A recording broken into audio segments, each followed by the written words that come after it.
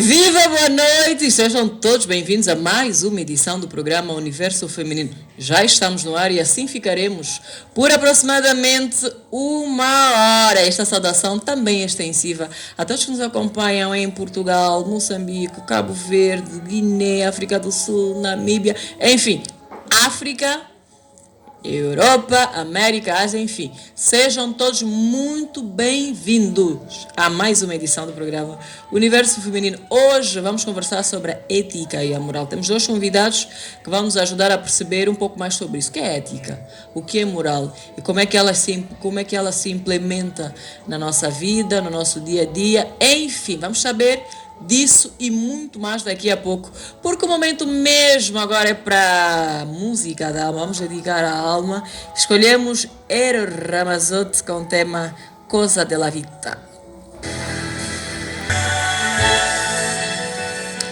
E ouvíamos Eros Ramazzotti com o tema Coisas della Vida, um clássico, né? Esta música é do conhecimento de quase todo mundo. Quase todos gostamos desta música e demos a ela para vocês como a música da alma de hoje. Mas é sobre ética e moral que vamos falar hoje. E quem está connosco para esta primeira parte é o Pedro Monteiro, ele é jurista. Pedro, boa noite. Boa noite. Bem-vindo ao Universo Feminino. Obrigado. Está tudo bem? Está tudo bem. Eu quando vi o Pedro estava assim sentado numa pose. E eu olhei para o Pedro e disse, isto tem a ver com ética, né? Porque muita gente tem essa questão de confundir a questão da ética e a etiqueta. Nós vamos falar um pouco sobre isso, mas queria mesmo que começássemos pela definição de uma e de outra. Quando é que estamos diante do que é ético e diante do que é moral, ou mesmo, se não mesmo, entender o significado de um e do outro? Ok. Bom, etimologicamente os dois têm sentidos diferentes. Ambas resultam de raízes diferentes. A moral da palavra amores tem uma abrangência um pouco mais restrita e se refere a costumes e hábitos, comportamentos de uma determinada sociedade. Isso implica dizer que a moral tem caráter temporal e espacial. Diferente da ética, que deriva da raiz grega ethos, é relativa ao caráter. Tem mais a ver com as ações e os comportamentos humanos. Então, a ética vem ser um dado mais abrangente. E filosoficamente falando, é um dado de reflexão sobre a moral. Ele vem refletir sobre os comportamentos e ações, apontando para um fim, ou seja, a sua consideração como certo ou errado. E então, no dia a dia, como é que se aplica a ética? Já que tem a ver com aquilo que é o nosso comportamento, o nosso modo de ser e de estar, o que é ética para percebermos melhor no dia a dia? Bom, uma vez que tem a ver com as ações e comportamentos, a ética vem ser um juízo imperativo que pesa sobre aquilo que nós fazemos. Bom, é mister aqui frisar um aspecto importante. Em dados aspectos, a ética confunde-se com a moral. Bom, num sentido amplo, são diferentes, mas num sentido restrito, a ética e a moral vêm a ser sinônimas. E a partir daqui conseguimos precisar, por exemplo, em exemplos práticos, quando é que nós conseguimos detectar a atuação da ética? Conseguimos detectar a atuação da ética quando o nosso comportamento é valorado em termos daquilo que é bom ou é mau, se fizemos bem, se fizemos mal, se vale a pena ou se não vale a pena. Ela é mais abrangente do que nós pensamos ou do que nós olhamos. Por exemplo, no dia a dia, muitas são as pessoas que, nas famílias em particular, vamos começar pela família, quando alguém fala com comida da boca, isto não é ético. Quando alguém não senta da melhor maneira, se calhar está sentado de uma forma mais refastelada, isto não é ético. Quando o mais velho ofende o menor ou o inverso também aplica-se, isto não é ético. Isto tem a ver com comportamento, mas a ética é só nesses aspectos ou ela é muito mais abrangente? Bom, é muito mais abrangente e é importante também falarmos que a ética, em dados aspectos, por exemplo, a forma de sentar à mesa, a forma de comer, confunde-se um pouco com a etiqueta, mas ambas são realidades diferentes. Quando falamos de ética, estamos a falar precisamente de comportamentos onde há a valoração daquilo que é bom é mau, daquilo que é bem, daquilo que é correto ou incorreto. Por exemplo, e aqui falando já no sentido mais restrito, Pois. é considerado um comportamento não ético ou não moral quando vai inferir a verdade ou quando vai inferir aquilo que é considerado como bom, bem. Tá? Agora, quanto às regras assim, cerimoniais aplicadas a uma determinada cerimônia ou um dado, isto é mais para a etiqueta, porque é um conjunto de atos cerimoniais aplicados a uma determinada cerimônia, como por exemplo sentar-se à mesa, como pegar os garfos, falar com comida na boca. Pois. Tá? Tudo isso tem a ver com a parte etiqueta, mas a ética tem uma abrangência muito mais ligada ao comportamento da pessoa e por isso chega a ser muito mais complexo ainda. Algumas pessoas, Pedro, defendem que a ética é um comportamento, que ética é universal, mas é de concreto universal. Nós não podemos olhar para a questão de culturas, de hábitos, de modo de ser e de estar de cada povo sendo diferente dos outros. Provavelmente em outros países a questão de comer com a mão pode ser falta de ética, quando aqui se calhar é uma questão cultural. Quando falo aqui é África, e se calhar outros países também, que não seja só África, tenham esta cultura. A coisa de religiões, culturas, etnias, não pode diferenciar a questão da ética, ou ela é única, é somente universal e ponto? Bom, essa questão que faz é muito importante porque chega-se a fazer uma pequena confusão dentro do conceito da própria moral. Eu já frisei no início que a moral tem um caráter temporal e espacial. Isso significa dizer que ela está limitada, por exemplo, num determinado espaço e num determinado tempo. Então, não é verdade que um comportamento moralmente aceite num determinado espaço e num determinado tempo poderá ser o mesmo aceito universalmente. Não é verdade. O que significa dizer, por exemplo, nas nossas culturas africanas, o comer com a mão faz parte do costume próprio do local e por isso é moral naquele local. E este mesmo comportamento de comer com as mãos não poderá ter, um valor moral considerável nas outras partes e em outros determinados tempos também. Então, resumindo, o que eu quero dizer com isso? Que a moral está limitada no tempo e no espaço. Tá?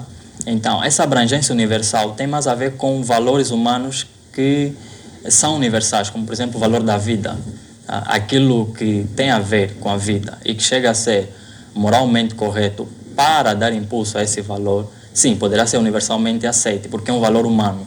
Agora, já aspectos mais ligados a comportamentos, a ações, estão muito mais limitados, mas no tempo e no espaço. Okay. O que pode ser moral num tempo poderá não ser assim tão... Então, a moral é relativa, a ética é que não, é isso, Pedro? Sim, a ética enquanto ciência sobre os aspectos, as ações e comportamentos humanos, poderá ter uma abrangência mais alargada que a moral, sim, diferente. E exemplos de ética? O Pedro é jurista. Se vamos aplicar na sua área de trabalho, quando é que a ética é chamada? Muito bem. Bom, a ética, tendo uma visão muito mais abrangente, ela também é aplicável na perspectiva jurídica. Pois. Quando tem a ver com a realização da profissão em si. Por exemplo, a ética, porque prima pelos valores humanos, tá, faz com que a profissão que exercemos possamos exercer tendo em conta também esses valores humanos. Quais são os valores humanos? Por exemplo, respeitar as responsabilidades que nós assumimos, ou cumprir com as responsabilidades que nós assumimos. Okay. Respeitar o valor da confiança que as pessoas depositam em nós. Tá? E, por outro lado, também tem a ver um pouco com a forma como nós manifestamos a nossa profissão, ou a profissão de jurista. E quando falo de profissão de jurista, digo numa maneira mais abrangente, porque ser licenciado em Direito tem várias nuances, pode ser advogado, pode ser juiz e por aí afora. Então, a ética traz um peso sobre essa profissão, mas espelhando nela os valores humanos. Em jeito, Pedro, de provocação, quando é que a nível da lei vocês faltam com a ética? A pergunta é muito provocatória mesmo e até certo ponto vai nos induzir a uma reflexão muito mais abrangente. Pois.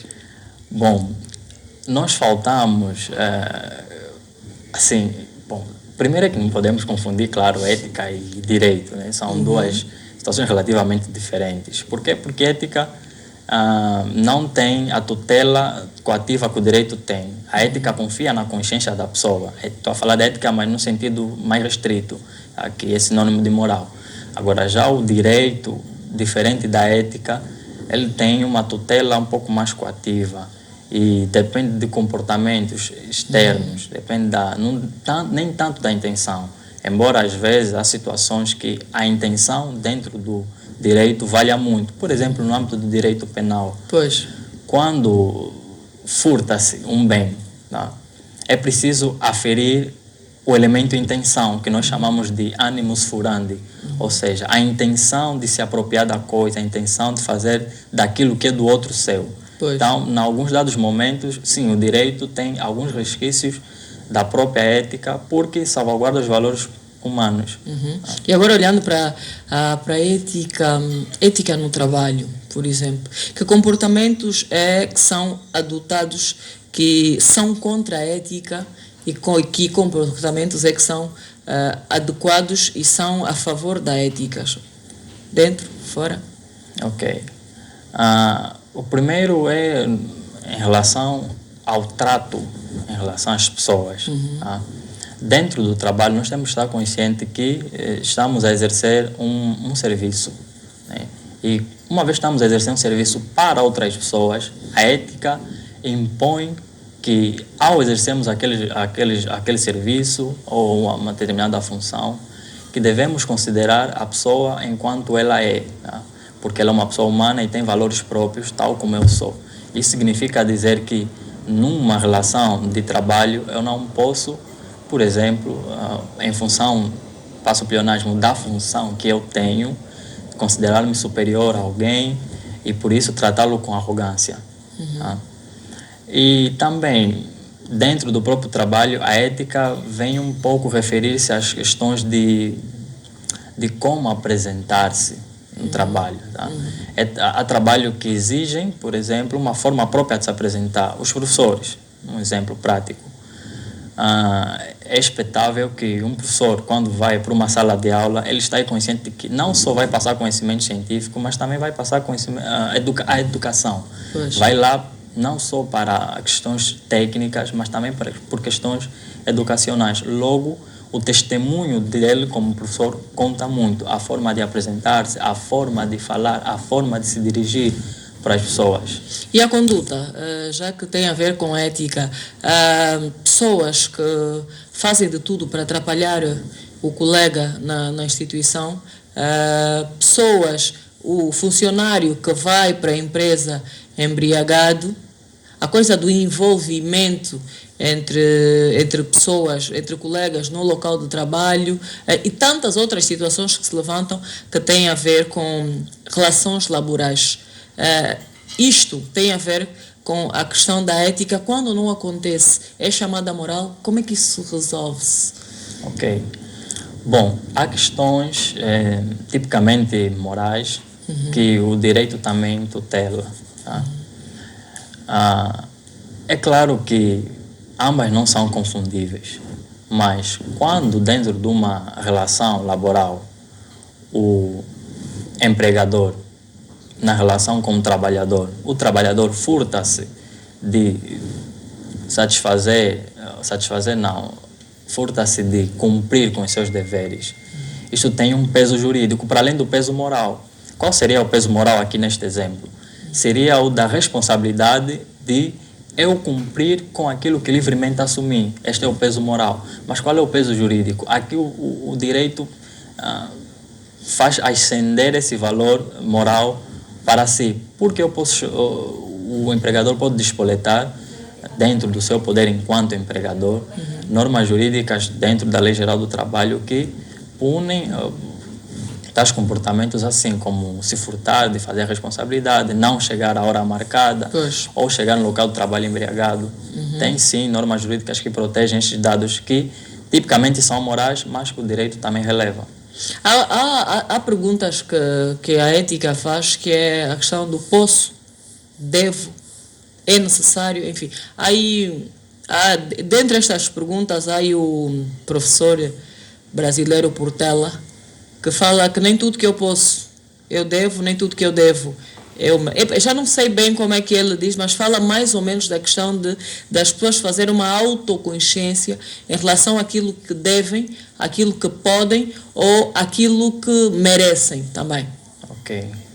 Bom, esta frase de Portela, para já, é um professor estimado, um profissional que deixou dados escritos muito interessantes. Esta frase assemelha-se um pouco com uma frase também bíblica de Paulo, né? Nem tudo posso, mas nem tudo me é ilícito. Nem tudo me convém.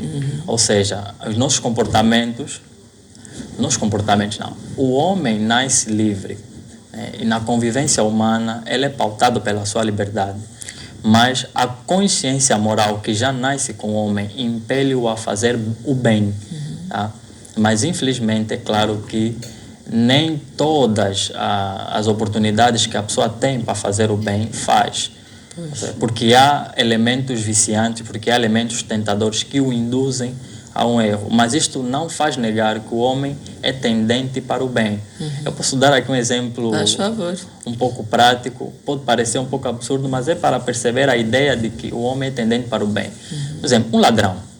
Quando o ladrão vai furtar algo de alguém, qual é a intenção que ele tem quando furta? É de um bem que ele vai adquirir. Nenhum ladrão rouba, nenhum ladrão furta para adquirir o mal. Pois. No entanto, o meio que ele usa é que é moralmente mau. Ok. Tá?